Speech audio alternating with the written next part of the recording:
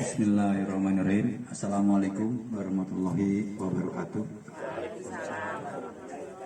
Alhamdulillahilladzi arsala rasulahu bil huda wa dinil haq liyudhhirahu 'ala dini kulli wa kafa billahi shahidan. Asyhadu an la ilaha illallah wa asyhadu anna Muhammadan abduhu wa rasuluh. Allahumma shalli ala Muhammad wa ala ali Muhammad. Amma ba'du.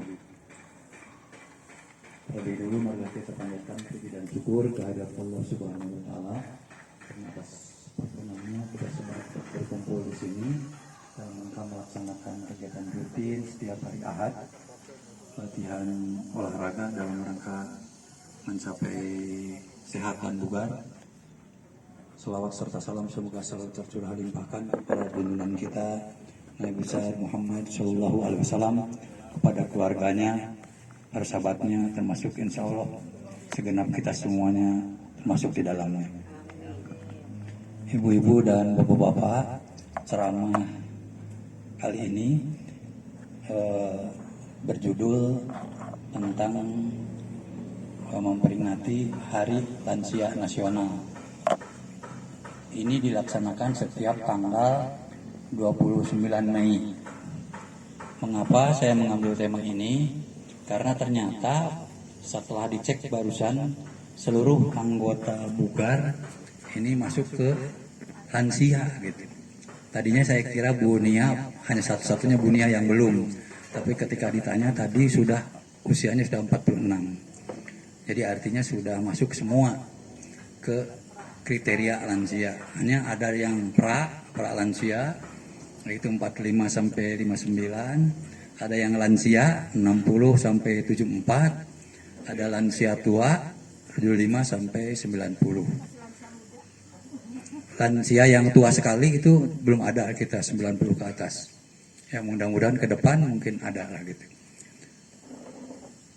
Jadi ini mungkin selayaknya lah kita mungkin mensyukuri ini. Hari ini kita syukuri karena pada hari ini kita mungkin sudah masih sehat ya. Paling tidak Pak, kita masih diberi sehat.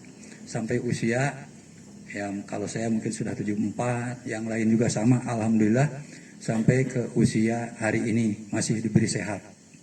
Yang masih sakit mudah-mudahan diberi kesembuhan. Ya termasuk istri saya mudah-mudahan diberi segera kesembuhan. Yang rencananya nanti hari Rabu akan mungkin rawat inap di Jakarta. Jadi pada Hari Lansia Nasional ini banyak organisasi yang mengapresiasi. Di antaranya ada yang mengapresiasi dengan lagu gitu ya, lagu lansia. Tadi saya nanya ke Pak Yosi, sudah punya 3 lagu tentang lansia. Jadi ada orang-orang yang mengapresiasi hari ini dengan menyumbangkan lagu. Ada yang mengapresiasi dengan tasakur binikmah, karena alhamdulillah kita masih diberi sehat sampai hari ini. Ada juga yang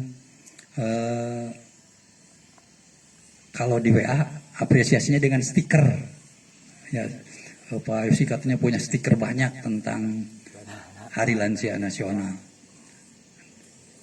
Dan mungkin banyak lagi lah yang mengapresiasi yang lainnya. Kemudian mungkin Ibu Bapak pernah beberapa kali disampaikan pengelompokan usia lansia ini bagi 4, tapi kalau sejak pertemuan sel telur sampai meninggal itu kalau menurut ahli psikologi perkembangan itu sampai mengelompokkan menjadi lebih dari 10 fase usia. Jadi pertama kali kita jadi bahan manusia itu adalah ketika terjadinya pertemuan antara sel telur dengan sperma. Nah itulah mungkin awal jadinya manusia. Setelah itu selama 9 bulan kita ini berada di dalam kandungan ibu. Itu disebutnya sebagai masa prenatal, masa sebelum lahir, pranatal. Kemudian setelah lahir itu disebut masa postnatal. Nah masa postnatal ini dibagi beberapa fase. Fase yang pertama itu yang disebut masa 2 minggu pertama, disebut masa neonatus. Itu masa yang sangat sekali mempengaruhi, artinya sangat mempengaruhi sekali bayi, anak gitu ya. Kalau ditinggal saja mungkin beberapa saat oleh orang tuanya mungkin akan meninggal. Masa 2 minggu pertama. Kemudian selanjutnya masa bayi sampai usia 1 atau 2 tahun. Setelah itu yang disebut masa anak kecil sampai usia 5 tahun, 5 atau 6 tahun. Kemudian masa anak besar sampai 11-12 tahun. Setelah itu, Ibu, masa apa selanjutnya? Masa remaja. Masa remaja sendiri dibedakan menjadi 3 kelompok usia.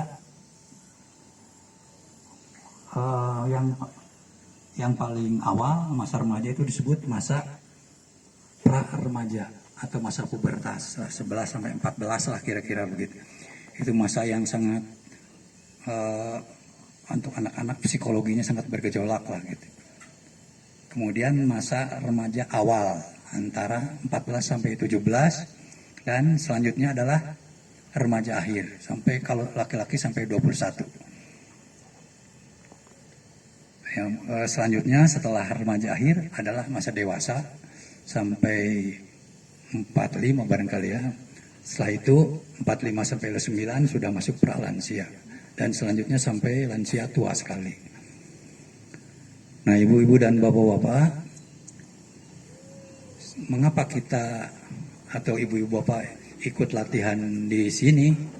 Karena mungkin ada cita-cita yang khusus lah, ingin sehat dan bugar, atau ingin juga panjang usia yang barokah barangkali. Saya kira kebanyakan di situ ingin panjang usia namun barokah. Jadi sebaik-baiknya manusia adalah yang panjang usianya namun baik amalnya gitu. Tapi sejelek-jeleknya manusia juga adalah yang panjang usianya juga gitu. Tapi jelek amalnya. Ya mudah-mudahan saja kita masuk ke golongan yang pertama tadi. Yang panjang usia namun baik amalnya, bukan yang panjang usia tapi jelek amalnya. Nah, di beberapa daerah di dunia ini ada beberapa daerah yang usianya panjang, beberapa daerah ya karena gaya hidupnya mungkin perlu kita contoh. Seperti kalau orang muslimah yang di daerah Hunzi gitu ya, daerah kaki pegunungan Himalaya itu penduduk muslim, mereka banyak sekali membiasakan jalan kaki karena memang daerahnya daerah pegunungan. Jadi kalau mau berpergian itu jaraknya dari rumah ke rumah jauh dan mereka sudah membiasakan jalan kaki. Itu banyak diantaranya yang usia 100 tahun ke atas.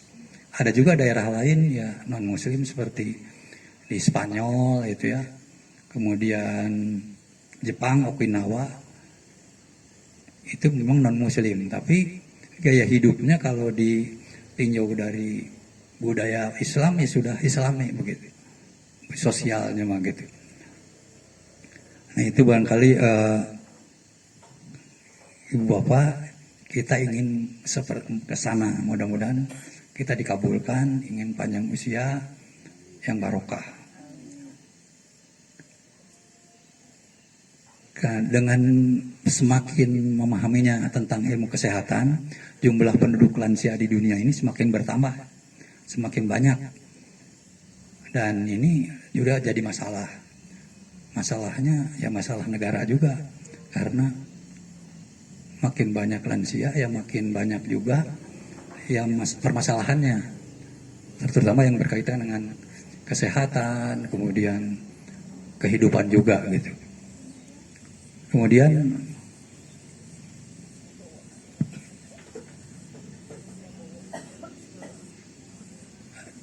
seperti halnya dalam program lansia nasional ini, ya diharapkan dapat dilakukan penyuluhan-penyuluhan kepada lansia supaya hidupnya tetap berkualitas, mandiri ya, tidak menyusahkan kepada orang lain.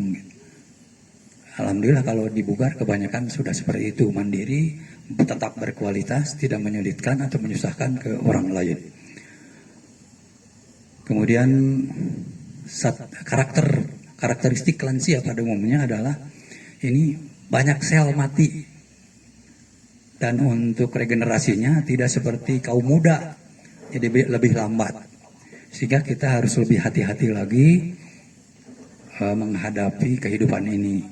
Antara lain yang disarankan itu ya, minimal kita banyak bergerak. Saya kira sudah tahu itu, banyak bergerak, kemudian banyak minum air putih, gaya hidup yang baik, kemudian yang lebih penting lagi adalah mendekatkan diri kepada Allah. Di sini ada beberapa ayat dalam Al-Quran yang berkaitan dengan lansia. Ini saya sudah nge-share juga di grup, bisa ibu bapak baca sendiri. Tapi kalau mau dibacakan ulang, ini harus besarkan barangkali. Yang pertama ini yang di surat Al-Hajj ya. Bawa HP enggak semua ibu-ibu? Ya, itu di Al-Hajj itu ya. Al-Hajj ayat berapa tuh? Ayat berapa di situ? Ayat 5. Yang artinya, wahai manusia, jika kamu meragukan hari kebangkitan, sesungguhnya kami telah menciptakan orang tua kamu,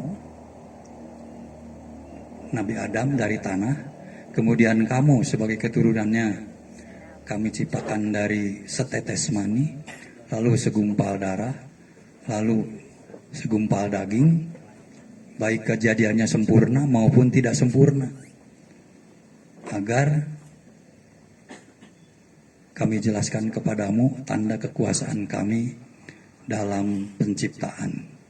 Kami tetapkan dalam rahim apa yang kami kehendaki sampai waktu yang sudah ditentukan, dan seterusnya lah gitu ya.